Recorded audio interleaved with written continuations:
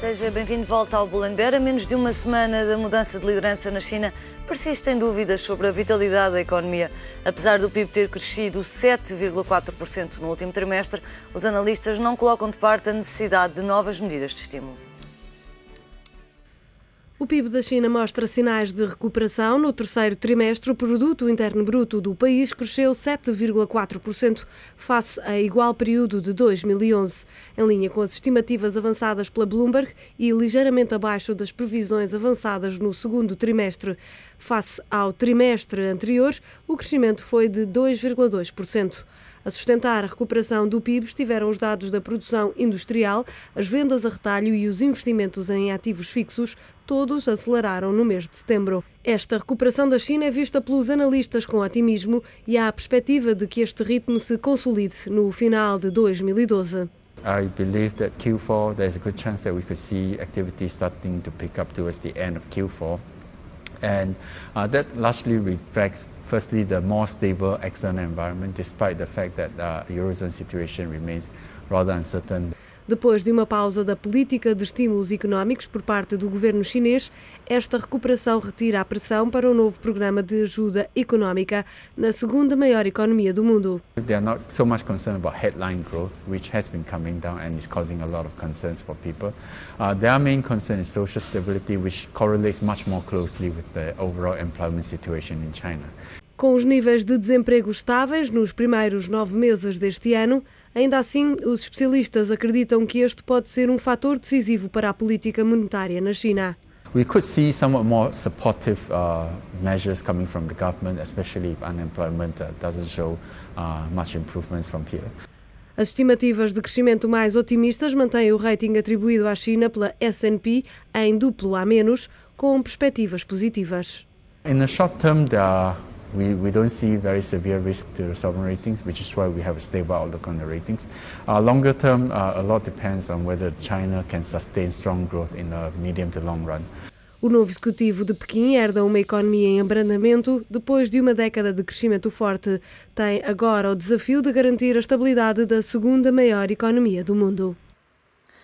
Diogo, olhando aqui para a China, temas mais internacionais, que tipo de economia é que este novo governo herda, sendo que não estamos a falar de grandes surpresas, porque aquilo não é bem uma democracia, ou não é nada? Estamos todos à espera, nós ocidentais, de uma economia que venha dar mais poder de compra aos chineses e, portanto, nomeadamente, apelos para uma valorização melhor do yuan em relação às outras moedas, ao dólar e ao euro.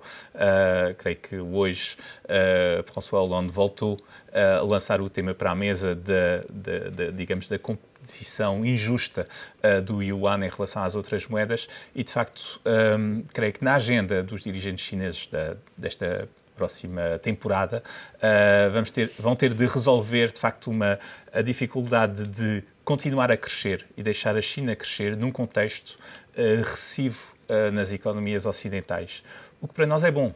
É muito complicado fazer, digamos, políticas recessivas num contexto onde os outros países não impulsam a procura e, portanto, ter uma China a crescer talvez menos.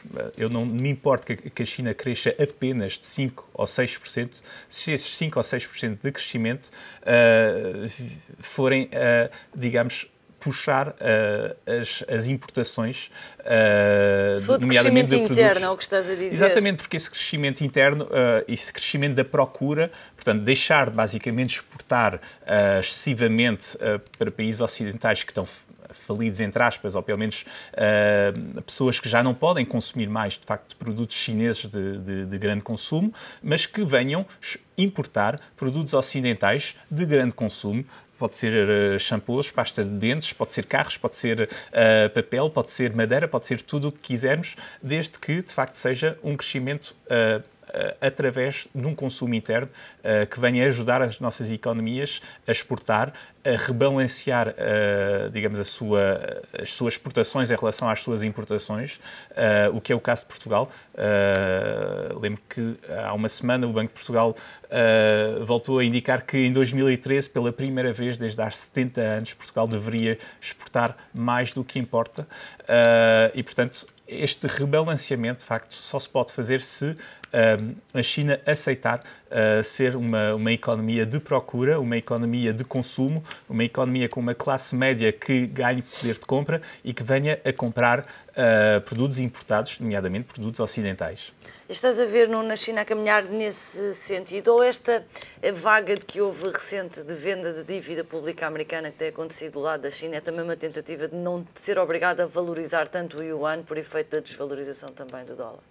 Claro que a China vai estar sempre muito dependente e vai haver sempre aqui uma guerra cambial implícita, não é? E vai demorar muitos anos até que a China seja uma economia completamente aberta relativamente à sua vertente cambial, porque a vertente cambial é uma variável muito importante no modelo chinês. Agora, a governação económica chinesa, pelo menos aquilo que foi apresentado por o anterior governo, e com certeza será seguido por este, quer dizer, a nível de incerteza na China. Felizmente, a nível de incerteza na China, por um lado, mal para a democracia, para a liberdade e para os direitos humanos, infelizmente, mas dá alguma estabilidade em termos económicos ao mundo inteiro. Mas a verdade é que a nova governação económica pôs o acento tónico mais, de facto, como o Diogo disse, na evolução da economia interna, não é? Portanto, na criação de um mercado interno mais poderoso ainda. O que é bastante importante se considerarmos que 18% da população mundial vive na China, não é? E, portanto, é o único país que poderá lançar para o mercado e para o roteiro dos consumidores habituais várias dezenas de milhões de pessoas, se tudo correr bem, todos os anos. E, portanto, isso é um dado muito importante para uma economia onde os grandes blocos económicos, a Europa e os Estados Unidos, os tradicionais, estão de forma sincronizada a viver alguns problemas graves e níveis de crescimento bastante reduzidos, e no caso da Europa mesmo, níveis de recessão, ou níveis recessivos.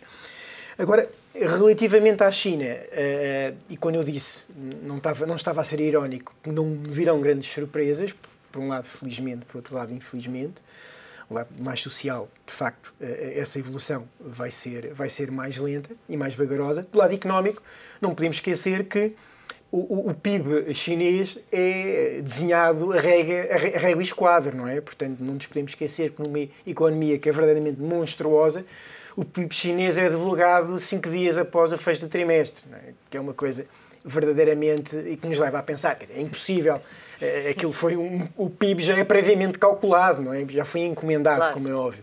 E, portanto, nem sequer é a primeira, a segunda, terceira estimativa como nos Estados Unidos. Nunca haverão grandes desvios face àquelas que são as indicações deste novo modelo económico chinês, novo, entre aspas, são de crescimento, uma baliza de crescimento entre os 7% e os 8%.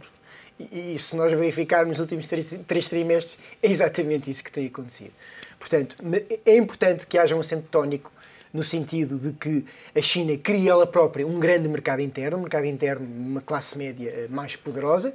Agora, vai demorar algum tempo até que isso se consubstancie numa liberdade total, nomeadamente no regimento de câmbios, ou na flutuação do yuan face às outras moedas. Haverá sempre aqui uma variável muito importante, que é o controle da sua política cambial e que faz parte do modelo económico chinês e será importante nas próximas décadas. É algo que eles não vão abandonar tão depressa. Esta semana, Diogo, é de mudança não só na China, mas também na maior economia mundial.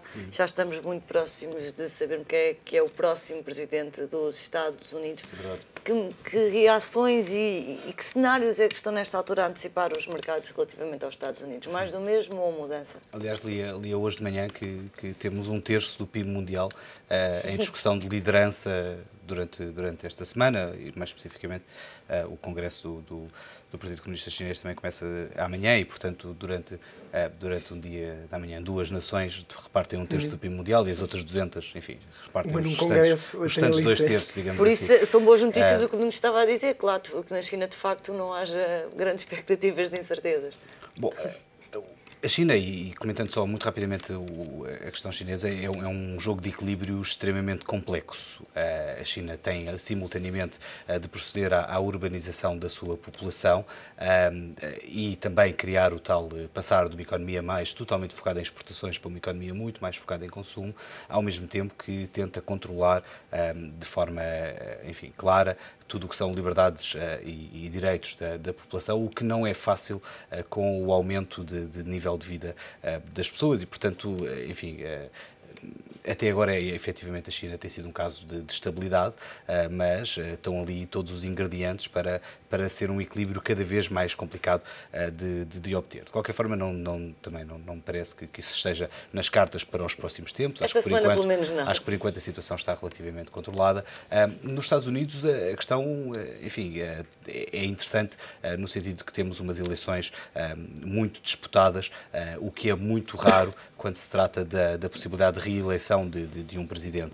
E, portanto, quando se trata do meio de um ciclo de 8 anos, que normalmente, enfim, os presidentes costumam ser reeleitos, aconteceu muito poucas vezes não o serem, as expectativas ainda estão do lado de Obama, e creio que é grande, que seria uma surpresa Romney ganhar, mas a incerteza existe e, portanto, isso não deixa de fazer do dia da manhã um dia que deve ser seguido não só enfim, pelas pessoas que estão atentas aos mercados, mas por toda a gente, dado que a liderança americana nos afeta efetivamente a todos. Relativamente aos mercados, há a convicção generalizada de que os mercados reagiriam positivamente a uma vitória de Romney, que, como disse, enfim, tem uma probabilidade menor e, portanto, é uma aposta com baixa probabilidade.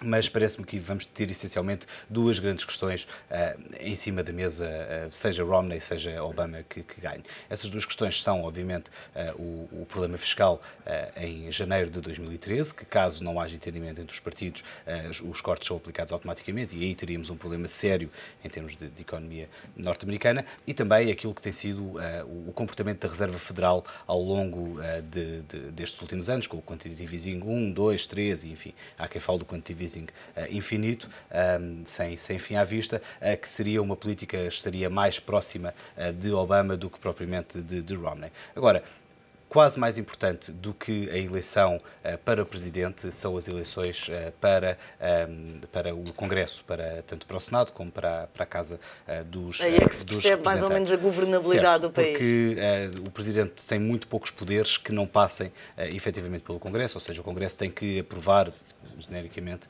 todas as leis que vêm do lado da Presidência. E aí o que se espera é que o Senado continue nas mãos democratas e a Casa dos Representantes continue republicana, e aí não há nenhuma surpresa, não há ninguém a dizer que efetivamente podemos ter ou uma mudança no Senado ou uma mudança na Casa dos Representantes. E, portanto, de alguma forma, o status quo que esteve nos 4 anos de presidência, ou principalmente nos últimos 2 anos de presidência de Obama, vai ser o status quo da presidência, dos 2 primeiros anos de presidência, tanto de Obama como de Romney, ou seja, um contexto em que as negociações vão continuar a ser difíceis e continuar a ser altamente polémicas, tanto relativamente à Fed, mas embora aí há mais uma versão presidencial, como particularmente relativamente ao fiscal cliff. Eu diria que não é um tema, ou seja, não me parece que o mercado corrija significativamente se Obama ganhar, acho que é o que está, ou deveria ser o que está descontado. Acho que há a possibilidade de existir aqui um mini rally se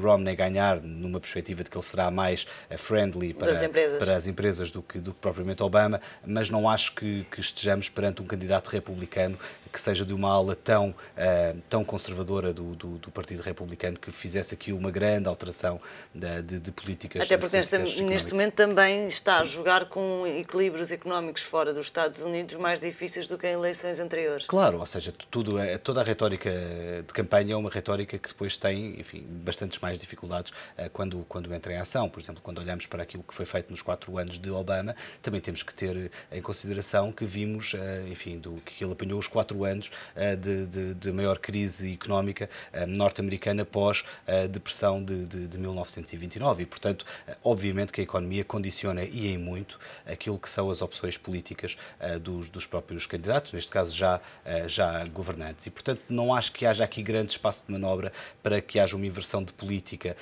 tanto de Romney se ganhar como de Obama se ele for reconduzido na Casa Branca. Diogo, muito obrigada a todos. O Bloomberg fica por aqui. Para a semana já olhamos para os resultados destas eleições e para todos os temas que marcaram a semana nos mercados. O encontro fica marcado. Até lá.